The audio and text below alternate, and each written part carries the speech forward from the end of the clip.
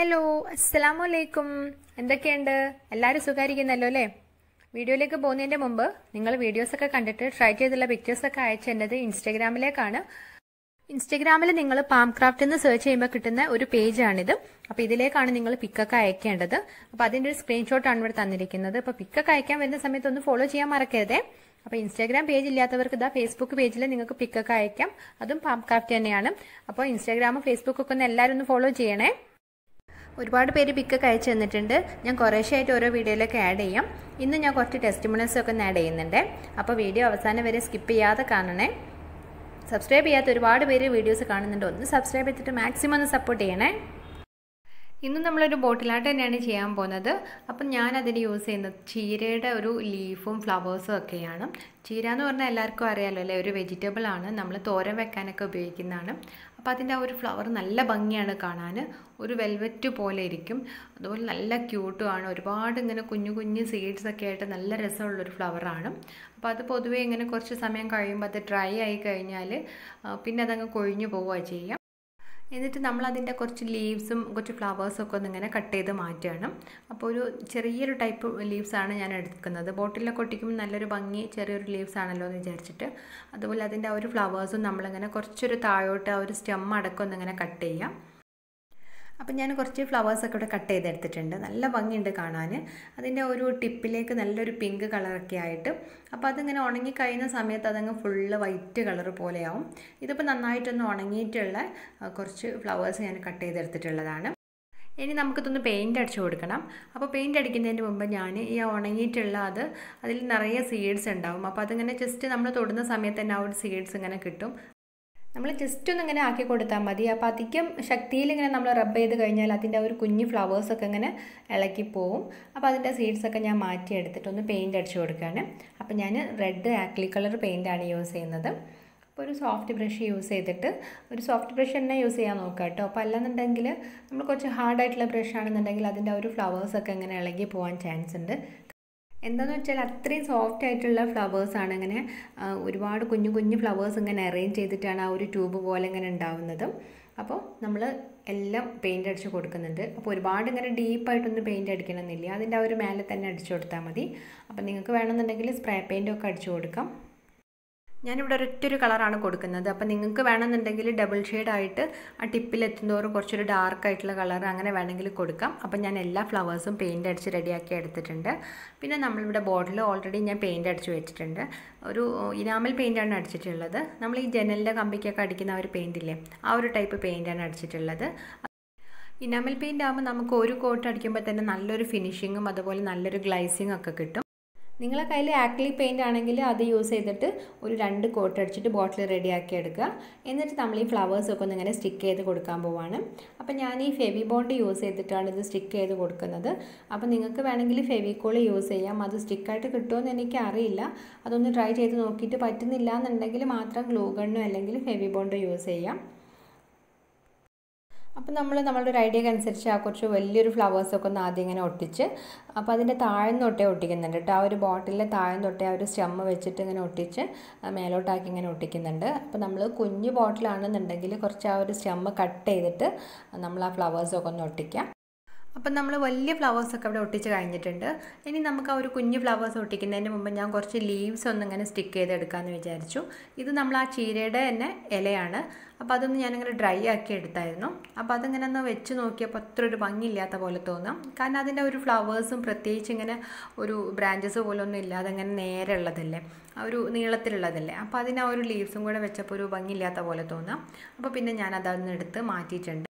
പിന്നെ ഞാനിവിടെ എടുത്തിട്ടുള്ളത് ഒരു മുല്ലപ്പൂവിൻ്റെ ഒരു ലീവ്സാണ്. അപ്പോൾ ഇത് ഞാൻ നേരത്തെ ഡ്രൈ ആക്കി വെച്ചിട്ടുണ്ടായിരുന്നു. നല്ല ഭംഗിയുള്ളൊരു ടൈപ്പ് ലീവ്സാണ്. അപ്പോൾ അത് വെച്ച് നോക്കിയപ്പോൾ നല്ല ഭംഗിയുണ്ട് കാണാനും. അപ്പോൾ ഞാൻ അതിൻ്റെ പെയിൻ്റ് അടിക്കാൻ വേണ്ടിയിട്ട് ലൈറ്റ് ഗ്രീൻ ആയിരുന്നു ആദ്യം യൂസ് ചെയ്തത്. അപ്പോൾ ഒരു ഭംഗിയില്ലാത്ത പോലെ തോന്നുക. പിന്നെ ഞാൻ സാപ്പ് ഗ്രീൻ യൂസ് ചെയ്തിട്ട് എല്ലാ ലീവ്സും ഞാൻ പെയിൻ്റ് അടിച്ച് റെഡിയാക്കി എടുത്തിട്ടുണ്ട്.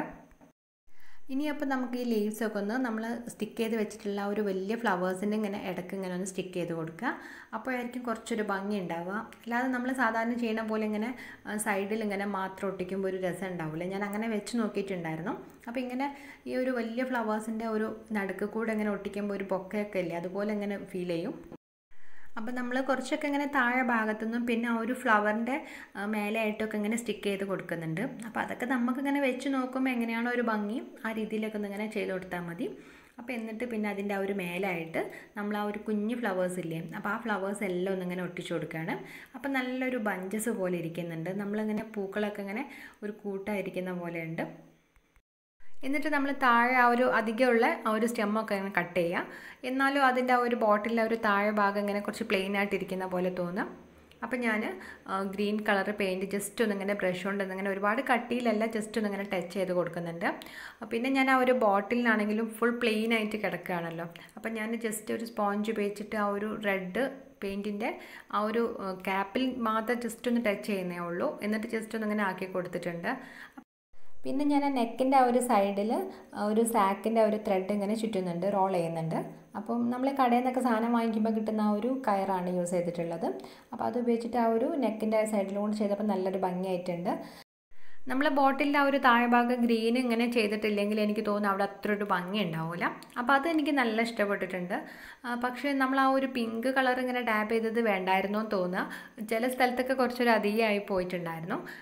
അപ്പം നിങ്ങളുടെ അഭിപ്രായം എന്താണെന്നുള്ളത് ജസ്റ്റ് ഒന്ന് കമൻറ്റ് ചെയ്തിട്ട് അറിയിക്കണേ. ഒരുപാട് പേര് കമൻറ്റ് ചെയ്തിട്ടുണ്ടായിരുന്നു ഞാൻ ടേബിളിൽ വെച്ചിട്ടുള്ള ഈ ഫ്ലവേഴ്സ് ഉണ്ടാക്കിയതാണെന്നുണ്ടെങ്കിൽ ഒന്ന് ട്യൂട്ടോറിയൽ ചെയ്യാൻ പറഞ്ഞിട്ട്. അപ്പോൾ ഇത് നമ്മൾ ഫാബ്രിക് ടൈപ്പ് വരുന്ന ആ ഒരു ക്യാരി ബാഗ് ഉണ്ടല്ലോ, ആ ഒരു ക്യാരി ബാഗ് കൊണ്ട് ചെയ്തിട്ടുള്ളതാണ്. ഞാനൊരു 3 കളേഴ്സിൽ ചെയ്തിട്ടുണ്ട്.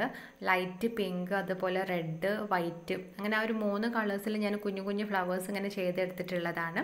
അപ്പോൾ ഇതിൻ്റെ വീഡിയോ ഞാൻ നേരത്തെ അപ്ലോഡ് ചെയ്തിട്ടുണ്ട്. എൻ്റെ കുറേ മുമ്പുള്ള ഒരു വീഡിയോ ആണ്. കുട്ടികൾക്ക് വരെ ചെയ്യാൻ പറ്റുന്ന അത്രയും സിമ്പിളായിട്ടുള്ളൊരു വർക്കാണ്. ഓൾമോസ്റ്റ് ഒരു വർഷം കഴിഞ്ഞ് ഞാനിത് ചെയ്തിട്ട്. അപ്പോൾ ഇതുവരെ ഇത് ചീത്തയായി പോയിട്ടൊന്നുമില്ല. ഞാൻ 1-2 തവണ ഇങ്ങനെ സോപ്പ് വെള്ളത്തിലിട്ട് ജസ്റ്റ് ഇങ്ങനെ വാഷ് ചെയ്തെടുത്തിട്ട് ചീത്തയായി പോയിട്ടൊന്നുമില്ല. അപ്പോൾ എല്ലാവരും ഇതൊന്ന് കണ്ടു നോക്കണേ. എൻ്റെ ഒരു 16ാമത്തെ ഒരു വീഡിയോ ആണ്. അപ്പോൾ ഞാൻ അതിൻ്റെ ലിങ്ക് കൊടുക്കാം, അതുപോലെ എൻഡ് സ്ക്രീൻ ആയിട്ടും ഡിസ്ക്രിപ്ഷൻ ബോക്സിലൊക്കെ കൊടുക്കാം കേട്ടോ. അപ്പോൾ എല്ലാവരും ഒന്ന് കണ്ടിട്ട് അതുപോലെ ഒന്ന് ട്രൈ ചെയ്ത് നോക്കണേ.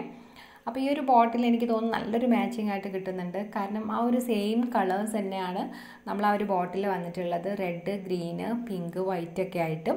അപ്പം അതിൽ വെച്ച് നോക്കിയപ്പോൾ നല്ല രസമുണ്ട് കാണാൻ. അപ്പോൾ നമ്മൾ ഈ ചീരയുടെ ആ ഒരു ഫ്ലവേഴ്സ് ആണെങ്കിൽ നമ്മളിങ്ങനെ ഡ്രൈ ആയി കഴിഞ്ഞാൽ ചുമ്മാ അങ്ങ് വേസ്റ്റായിട്ട് പോവുകയാണ് ചെയ്യുക.